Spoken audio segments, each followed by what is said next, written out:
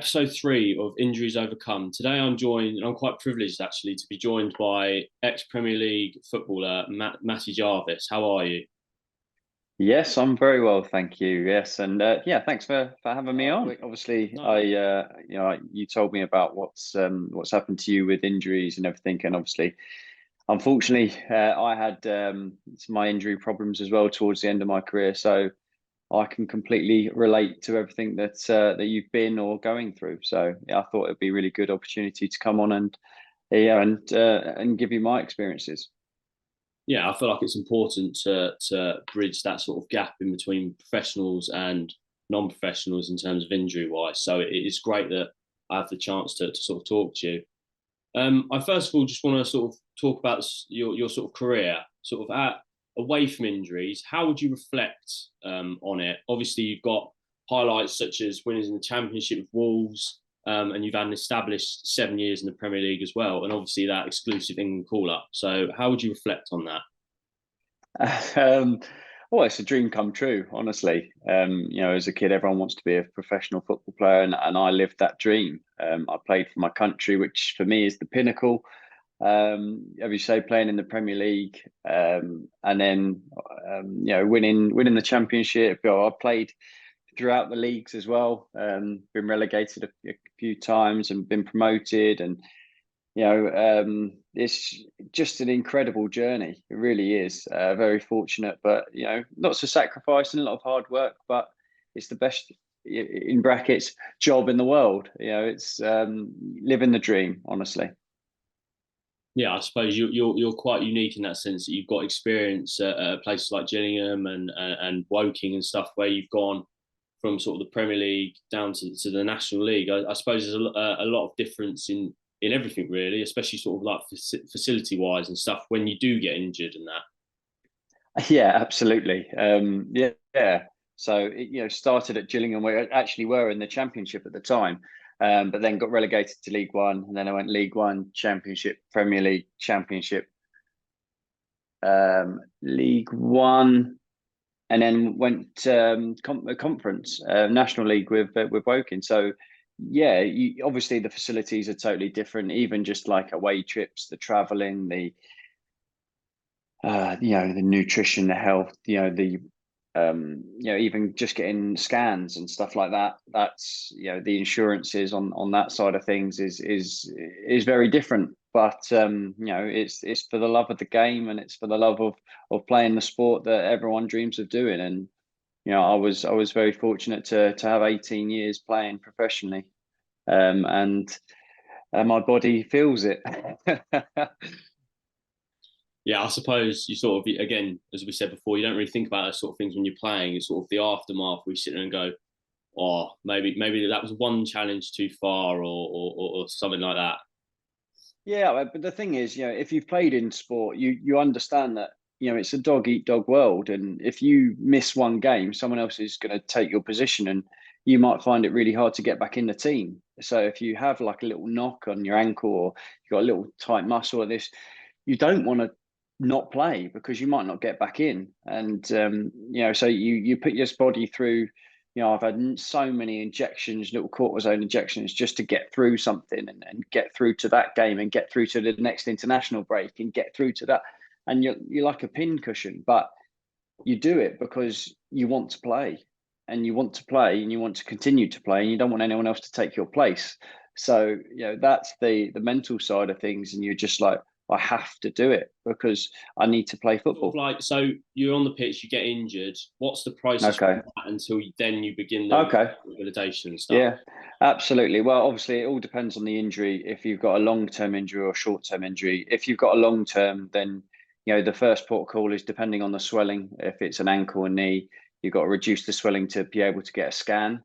That would be the first port of call to find out what the damage is actually done, and then depending on the results of that, the specialist will obviously guide you in whether you need an operation or whether you don't.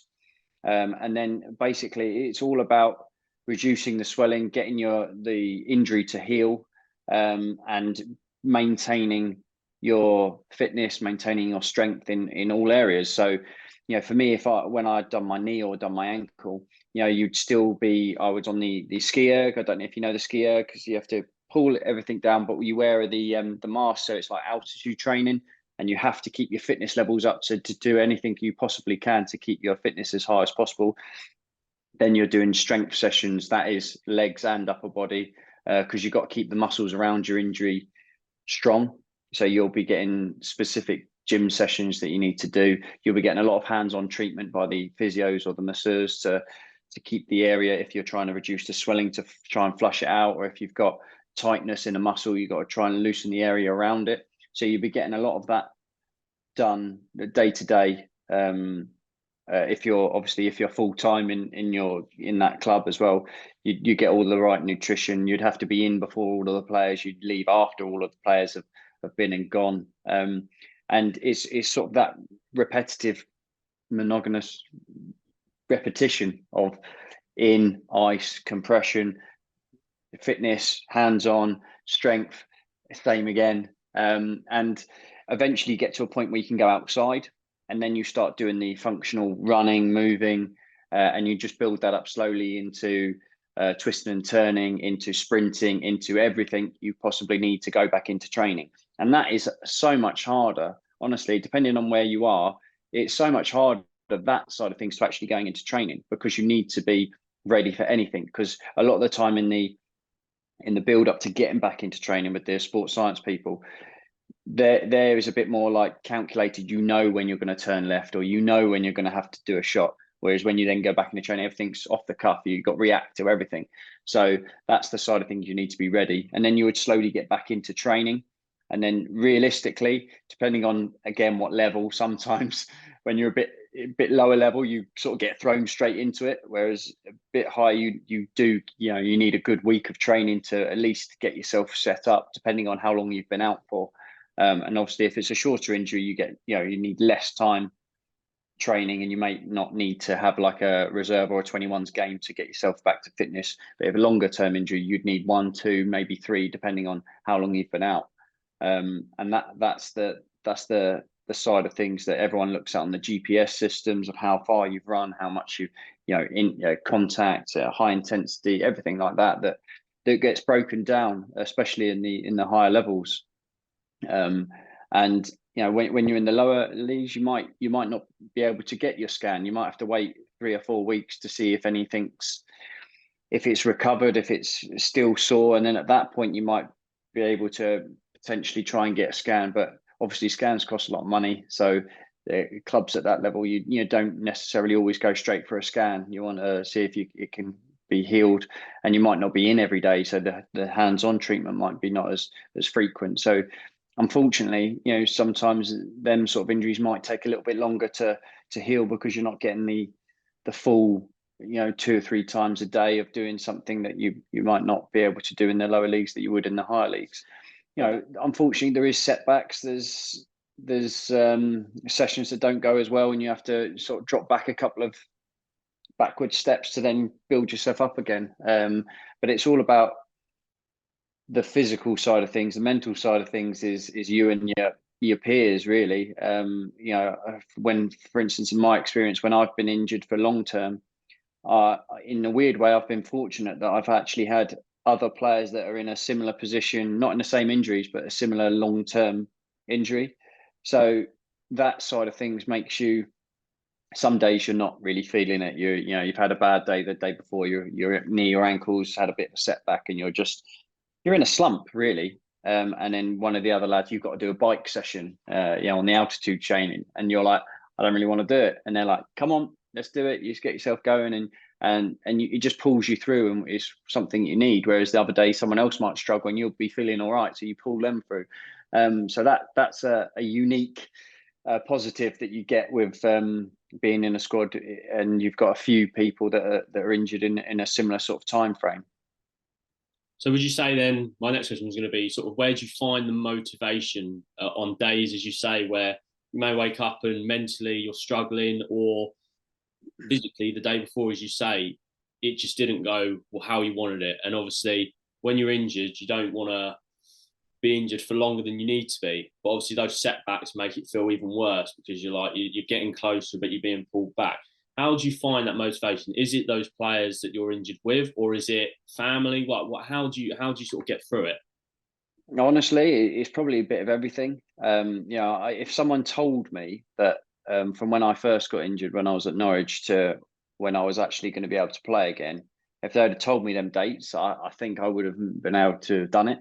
But because it's just the day to day, you're chasing, like you've got an aim or a target and you're chasing that target, but you make it small steps and small targets. So if you're injured, you want to be able to weight bear. If you've got on crutches, you want to be able to get to weight bear, and then want to be off the crutches. Then you want to be able to run. Then you want to be able to twist and turn. Then you want to be able to, get playing with a ball, and then you want to get back into training. There's all these little steps. So it's really hard mentally to process the whole injury. You just have to slowly get to these stages. But honestly, it's your physio that you're working day in, day out with. It's the players that are injured. Obviously, the players that are playing, it's hard because you see them, but you're not really involved with them. So it's more the players that are injured. And obviously, family and friends is huge. That's a real difficult side of being injured at a football club, because fans don't, in the nicest possible way, they don't care. They just want you playing, so they don't necessarily want or know or want give you that sort of sympathy, I suppose, that because you're injured they want you back fit, which is completely understandable, which is what every player wants. But some days it's just not as simple as it is mentally. You come in, your legs are sore, your ankle or knees sore, that you come from the day before, and you're mentally just not there, and you don't need. And that's where sometimes either one of the other players does pick you up, like I mentioned, or maybe the physios or the staff will be like, look, maybe go home, have a rest with your family, go and see if you've got kids, you have a day with your kids, and you come back the next day and you're ready to go again. Because I truly believe that when you first get injured, I don't know what you were like in your experience, but I actually sort of felt like I needed a day to process it and be down and be like, I can't believe I'm injured, this is not fair. I needed that day, and then the next day you need to snap out of it. But I needed the chance to feel sad and feel like disappointed and angry and that whole side of things, because everyone's like, right, switch, get ready, you're fine, let's go. But actually, you need a bit of time to process it and be a bit of time to feel annoyed and angry and sad, and then all of them emotions, to actually next day be like, right, come on now, let's get going. But I think if you don't get time to process that, then you're always it's always there in the background.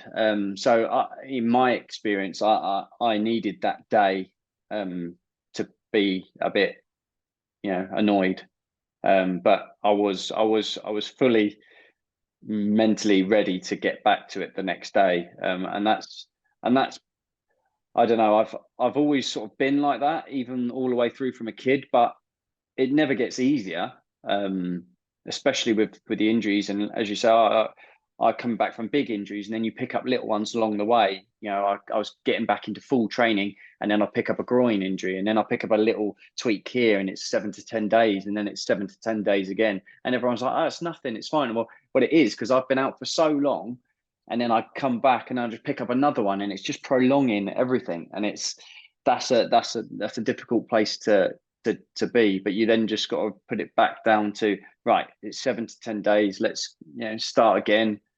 But that's where the people around you, like you said, the physios, the players, your family, your friends, that's a huge part where you just need to be around good people. But as you say, again, the little setbacks, which again, you say it's only 7 to 10 days, but in your head, you've been out for 6 months, and you know that you're probably going to be out for another 6. So that's over a year now. So you've gone over the sort of mark you've left. I know for me, when I had my surgery, I had my major surgery, I was in there for ages. I can't remember how long.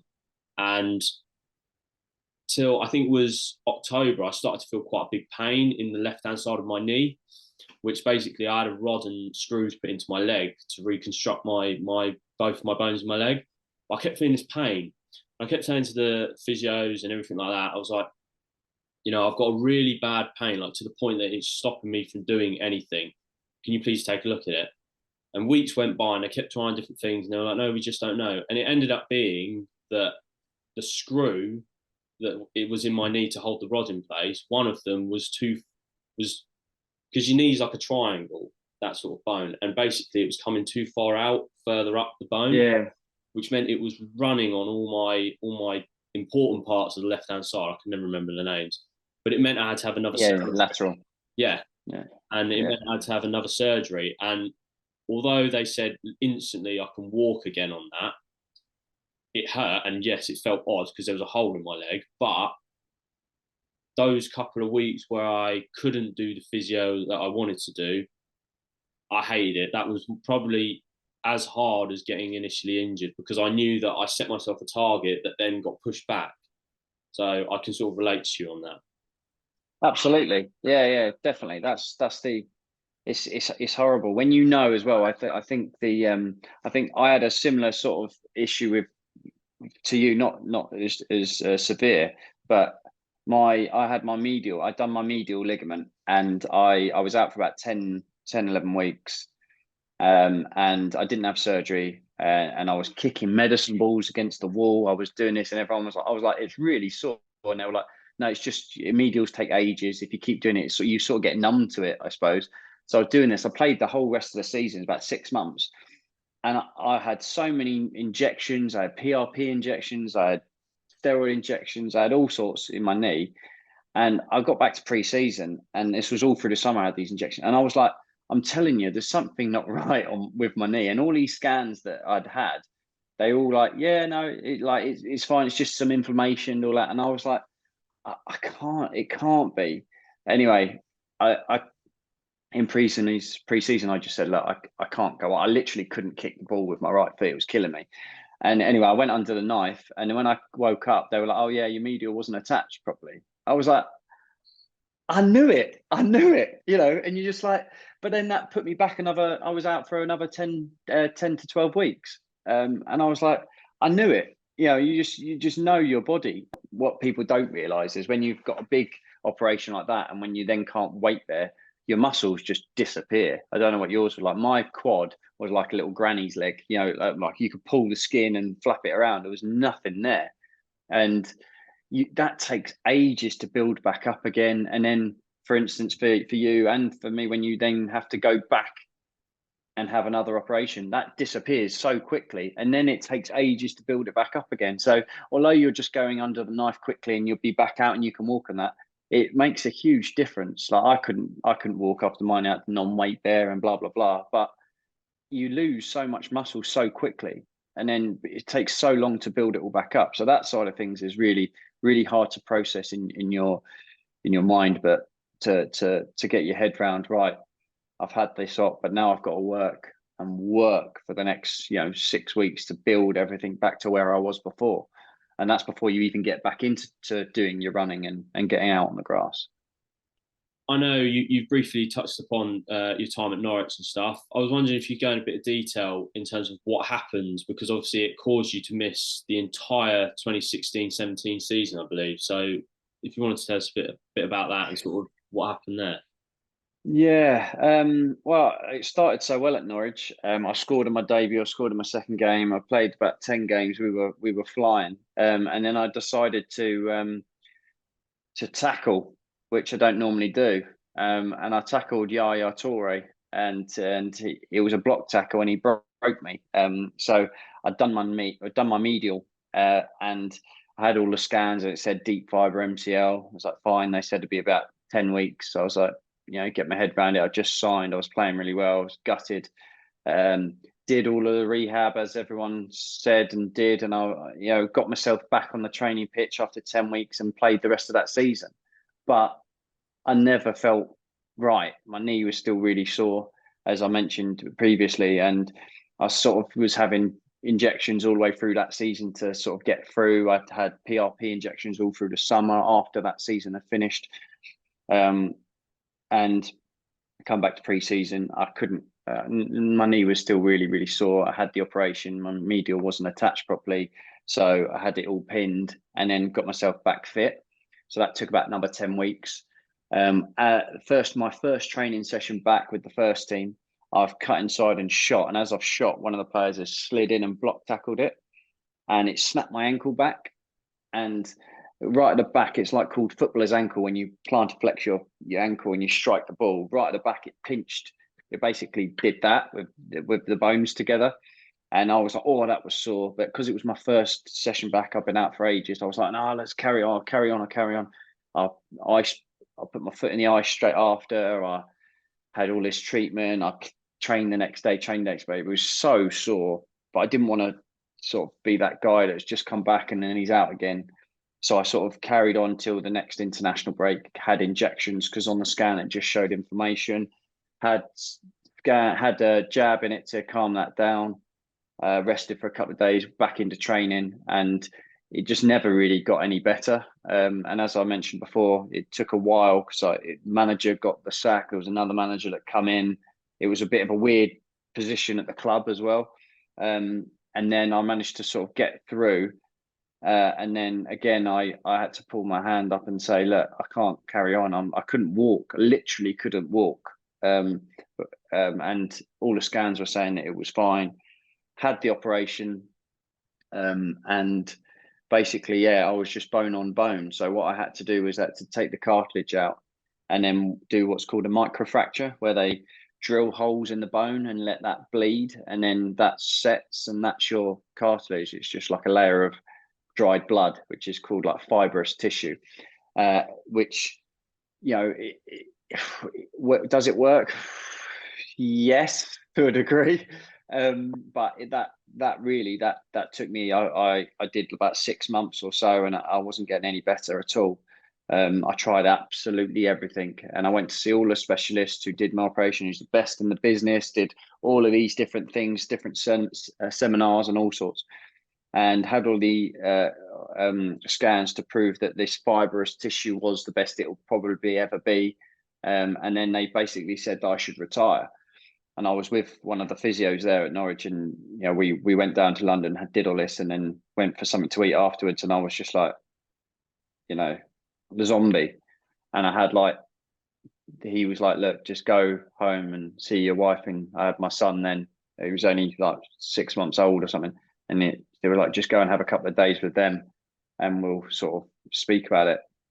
So I came back after that, and then I was determined. I was like, I'm not going to retire. So I sort of ploughed on. I went and did all sorts of different things, saw so many different people. And it took a long, long time. I even went to America with one of the other players, and tried something different over there. And eventually, I finally got back, and was able to train and to play. But I picked up IT band friction syndrome, which, because all my operations are on one side, all on my right leg, as mentioned before about the muscles, I ballooned up, got skinny, ballooned up, got skinny, ballooned up. I started to walk and run different, so my biomechanics had changed. So I picked up this IT band friction syndrome. It's like someone, putting a dagger in your leg every time you put your leg down. It's right on the side of your knee. It was so sore. So in the end, I had a few injections, but that sort of didn't clear it up. So I had to have another operation on that to clean that up, and then obviously again start the whole process again. But I finally got myself back fit. And at this point, I'd been offered a pay up at Norwich because I obviously was out for so long, which I turned down. And I was like, I just want to play football. And I finally got myself fit. And at the time, Norwich were top of the championship and were flying. And Daniel Farke was the manager, and I had a really good relationship with him. And I genuinely feel, and he said the same, I think I would have done really well under him in the way his system was. But obviously at the time, the players were playing extremely well. I had no right to say that I needed to play because they were top of the league and flying. So we made a decision for me to go out on loan, which I did. I went and played at Walsall for 10 games, which was amazing. Just that feel like you will get, I'm sure, of that adrenaline. For me, it was that feeling of walking out on the pitch for the first time again. I got my first assist in the first 10 minutes, and that was just phenomenal. Just the whole experience of the crowd, the just playing again, that was what I sort of dreamt of. So that was amazing. And then unfortunately, I needed another cleanup of my ankle. So that was another surgery, another rehab. And I again sort of finally got myself back fit. And it was amazing to then go and play locally at Woking in the National League, and to be back and just playing and enjoying football again, which is all I ever really wanted to do. But that process, it was the hardest sort of 2.5 years of my life. In you're saying about mental health and everything, that was a real struggle for me, because we made a choice. Me and my wife, we just had my son. Made a decision that I would sort of stay up in Norwich, try and get myself fit and have all of the physio, no distractions, and do all that. And she would come up and back, and I would come back and forward as much as we possibly could. But so I missed, a good 2 years really of him growing up. I didn't say I didn't see him. I did, but not every day like I would have. And that was really difficult. Obviously, being in pain every day. I'd come home from training some days and just sit and cry on the sofa because I just couldn't walk without being in pain. So that was really, really hard. And you're getting pelters from fans on social media for being injured, and he's picked this up. He's injured again, and he's done this. But for having the players that were injured alongside me, the physios, my family, my wife and son, and everyone involved, my friends, that time was. I don't think people realised how bad it was. How do you overcome that sort of that worry, especially like the challenge of Yaya Toure, where you're injured and it's not your fault? The honest answer is, like I mentioned before, is if I knew now if I knew then what I know now of how long it was going to take, I think it's a very different journey.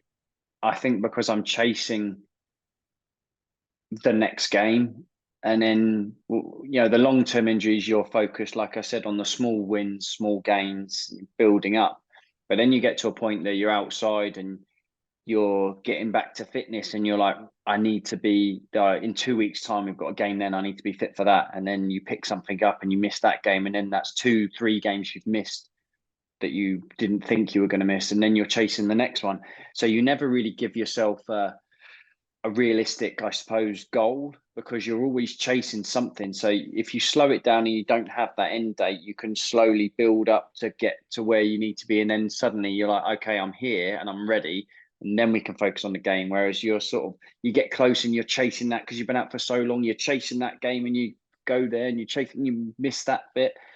And that's a bit of a yo-yo, and it's a really difficult place to be in. But as I said before, I think this would be a very different conversation if I knew from the start that it would take me that long to get myself back to full fitness, and that roller coaster that it was of I had 4 operations in 3 years. I had umpteen little muscle injuries that kept me out for 7 to 10 days, and then build up, and then someone else would go, and someone else would go, and someone else would go.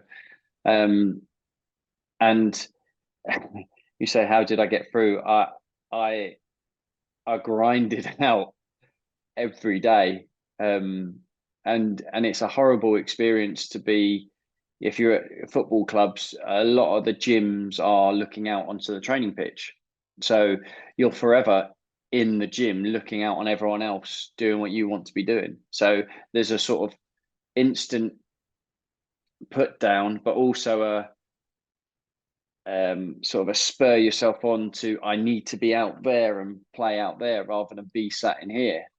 So it's a difficult navigation between the two each and every day, but it's doing the hard yards when no one's looking is the most important. When you're in the gym on your own doing your day-to-day strength work, where it's it's just horrible to do. You're literally, if you're just coming back out of crutches, you're doing the weaselly little weights and you can't do it properly because it's too heavy, because you've got no muscles, and you just got to grind it out every day. And they're the hard yards that no one really looks at or really cares about. It's only when you're out on the pitch that you're running around and that people look at. But that's the moment where you have to build yourself up inside with your friends, your family, your peers, your whoever you've got working with you, to pull you through, because they're the most important days. That they are the ones that, for instance, for you, I imagine, you getting your leg straight,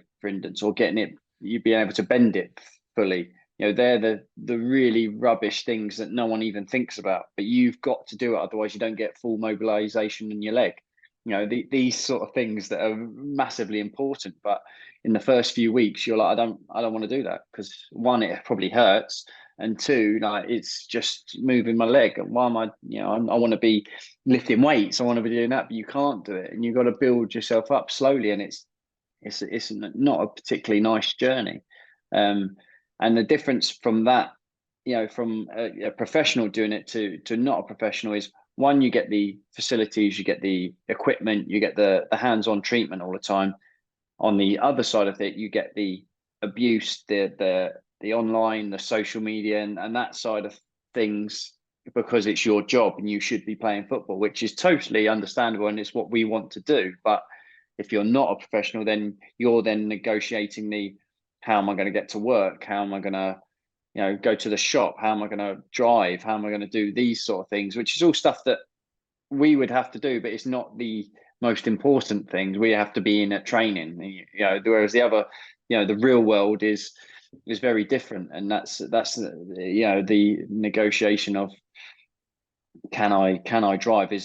Do I have an automatic? If you look at a lot of professional sports people, they all drive automatics, because if you do get an injury and it does so happens that it's on the left-hand side, you can still drive. All of mine were on the right, so it was a pain. I couldn't drive.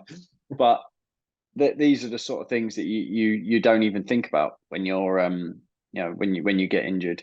Can I do my job properly? Can I walk? Can I drive? Can I get to pick up my kids? Can I do that sort of thing? That's the hard stuff that no one ever thinks about.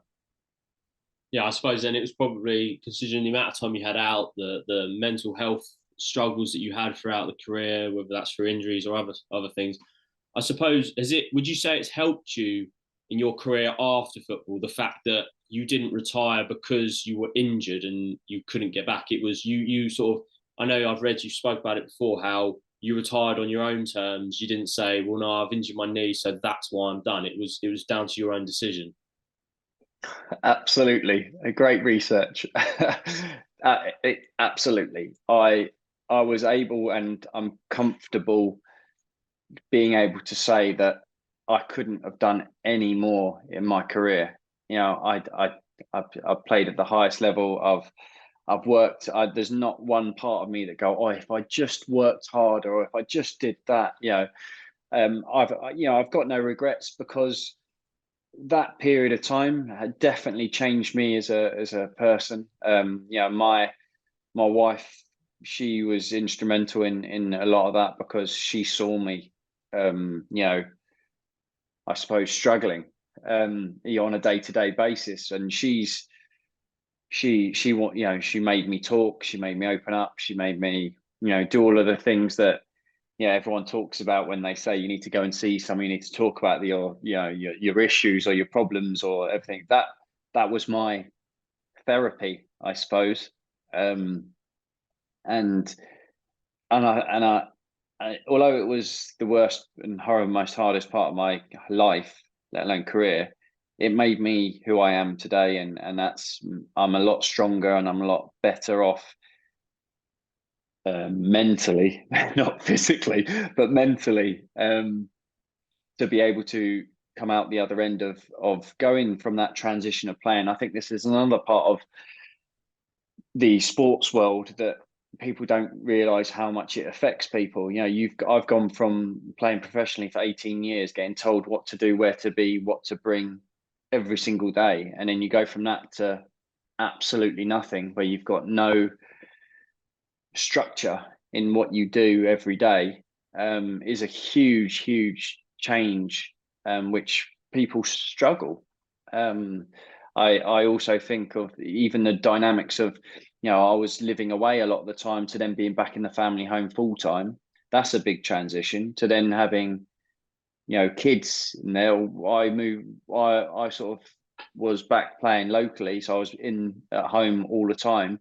And then we had my daughter, so we had a 3-year-old and a newborn, and then a week later we had lockdown. So I've gone from living at home really about once a week, maybe twice at a push, to living 7 days, 24/7, and then in lockdown. There's the whole shift of dynamics of that, and retiring sort of about a year later. That in itself is mentally very, very difficult and able to cope. But because I've gone through that previously, I was able to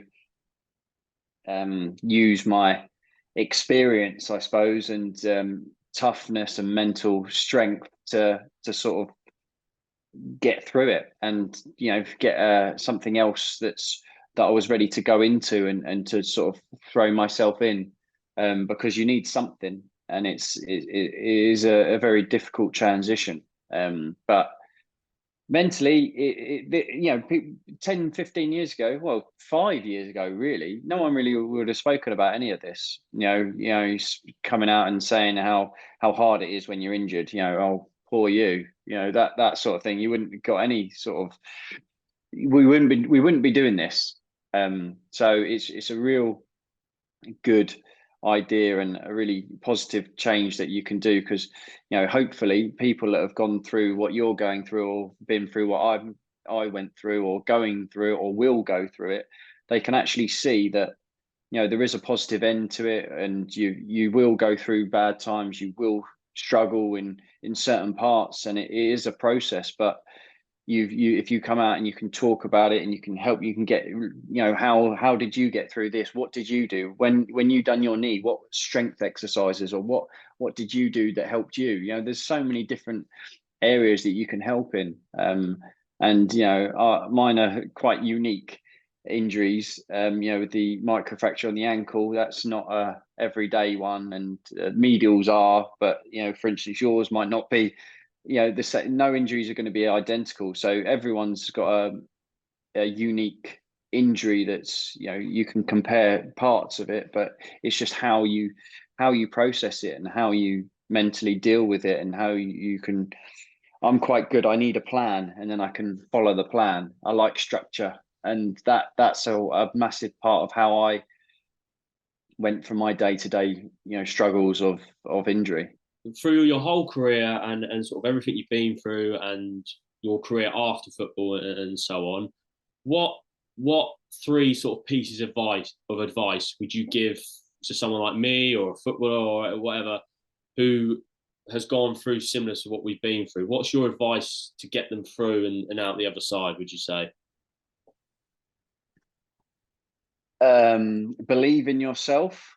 I think you know what's best for you. That's a big one. Obviously, you need to follow advice from specialists and surgeons and physios and everyone, but I think ultimately you know what's good for you and what's not. You got to 3 things. That's really hard to pinpoint 3. Allow yourself to be sad, and get through the disappointment of getting injured, or being dropped from playing, or whatever it is. Allow yourself to have that moment to be disappointed, but remember that you've got to bounce back, and you've got to then flip it on its head and be positive, and even sort of be like, right, I'll show him that I deserve to play, or I will work harder, and I will be fitter and stronger when I get back fit, or if it's not related to playing sport, you can be, I will be able to get to that next, someone's birthday, or that summer holiday, that I will be able to walk around, or I will be able to run, I will be able to play that sort of sport when we go away. Giving yourself sort of structure and aims and goals to sort of achieve, and they've got to be realistic goals, not something that's I want to fly to the moon. You've got to have ones that are realistically you're going to be able to achieve in that time frame, and I think them little wins are massively important.